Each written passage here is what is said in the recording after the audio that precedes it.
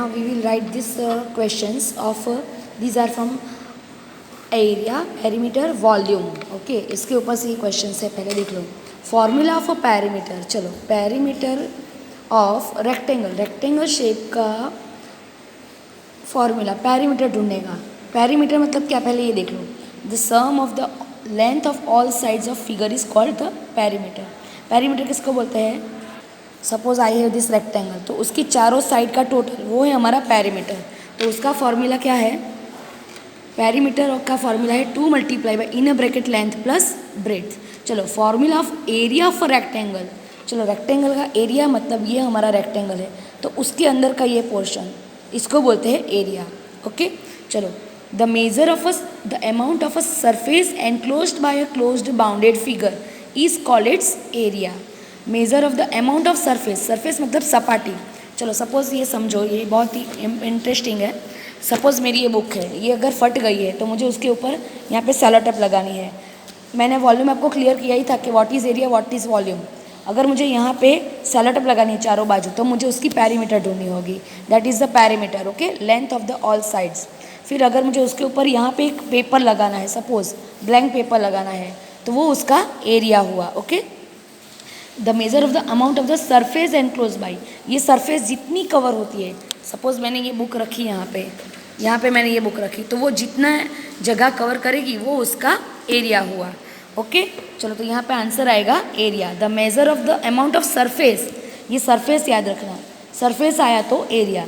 अब देखो, वॉल्यूम क्या है? The measure of the amount of the space occupied by a solid called the its volume.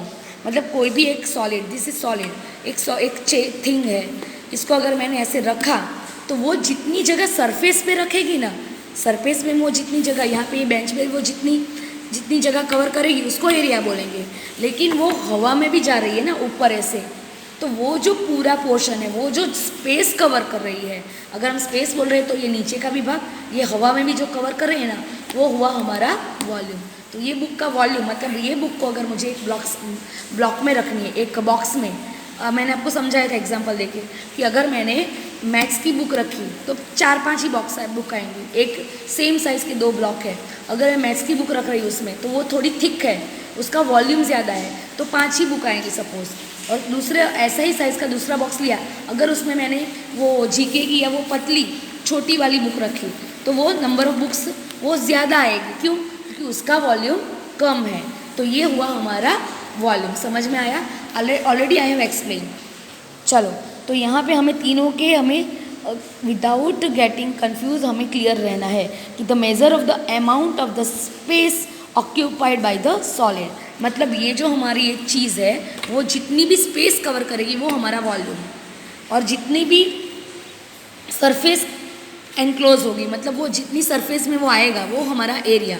Space मतलब हवा में भी ये जा रहा है ना, तो ये पूरी जगह कितनी जगह रोकेगा? छोटी सी जगह है तो ये बुक नहीं आएगी because of its volume. Okay, चलो, तो अब उसके तीनों के हमने यहाँ पे फॉर्मूला लिखे हैं. चलो, formula of perimeter of rectangle. अगर कोई रेक्टेंगल शेप है तो उसका पेरीमीटर है 2 multiply by length in a bracket length plus breath.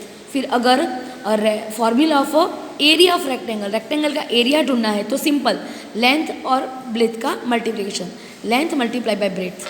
And formula of a volume of a rectangle, rectangle का वॉल्यूम ढूंढना है तो उसकी तीनों, मैंने अभी वॉल्यूम हमारा चैप्टर खत्म हुआ, उसकी तीनों, ये लेंथ, ये ब्रेथ और ये विड्थ, हाइट, ये भी हमें काउंट करनी है. 3 डायमेंशन को हमें ध्यान में लेना है. So length multiply by breath multiply by height, तीनों को हमें ध्यान में रखना है. ओके, चलो, अब formula of perimeter of square. अब स्क्वायर की बारी. स्क्वायर में क्या आएगा? ऑल साइड्स आर इक्वल, तो उसकी पेरीमीटर होगी 4 मल्टीप्लाई बाई साइड. फिर area of a square, area of a square, square के एरिया का फॉर्मूला, तो साइड मल्टीप्लाई बाई साइड. यहाँ पे लेंथ मल्टीप्लाई बाई ब्रेथ था, साइड आर सेम, तो side multiply by side. And formula of a volume of a square. Okay, square का volume तो आएगा side multiply by side multiply by side, 3 times side. Okay, लिखेंगे हम ऐसे ही, side multiply by side, side multiply by side multiply by side. Okay, तो square का है ये 4 मल्टीप्लाई बाई साइड, मतलब चारों साइड का टोटल. फिर अगर एरिया है तो side multiply by side, and volume ढूंढना है तो तीनों साइड सेम है, तो side multiply by side multiply by side. आपके घर पे वो क्यूब है ना, वो देखना, उसका अगर वॉल्यूम ढूंढना है तो उसकी साइड का 3 time multiply, side side side. चलो, अब formula of a parameter of a triangle, अगर ट्राइंगल की बात करें, ट्राइंगल शेप है तो उसकी parameter sum of all sides. Okay, अगर ट्राइंगल ऐसा है कि ऑल साइड्स आर डिफरेंट, तीनों साइड अगर डिफरेंट है तो तीनों साइड का सम, दो सेम है और एक अलग है तो भी तीनों साइड का सम। लेकिन अगर ऐसा ट्राइंगल है जिसमें तीनों साइड इक्वल है, सपोज दिस इज 3 3 एंड 3, तो फिर हम लिखेंगे इसके, या फिर सपोज दिस इज 4 4 एंड 4, ये 4 4 सेंटीमीटर है, तो इसके लिए हम फॉर्मूला क्या है कि ट्राइंगल की 3 साइड मल्टीप्लाई बाई जो साइड हमें दी है वो 3 मल्टीप्लाई बाई यहाँ पे 3 4 12 आएगी इसकी perimeter. Okay, so perimeter of equilateral triangle, equilateral मतलब ऑल साइड्स इक्वल, अगर इक्विलेटरल ट्राइंगल है तो उसकी अगर ऑल साइड्स इक्वल है तो उसको क्या करेंगे, 3 साइड, 3 को ये साइड जितनी दी है उससे मल्टीप्लाई करेंगे, सो 3 मल्टीप्लाई बाई साइड्स। तो आई होप कि ये आपको क्वेश्चन समझ में आया होगा। Okay, you have to understand this and you have to write in your book. Okay, ये नंबर्स आप लिख लेना, जहाँ से कंटिन्यू है वहाँ से आप नंबर लिख लेना। ओके।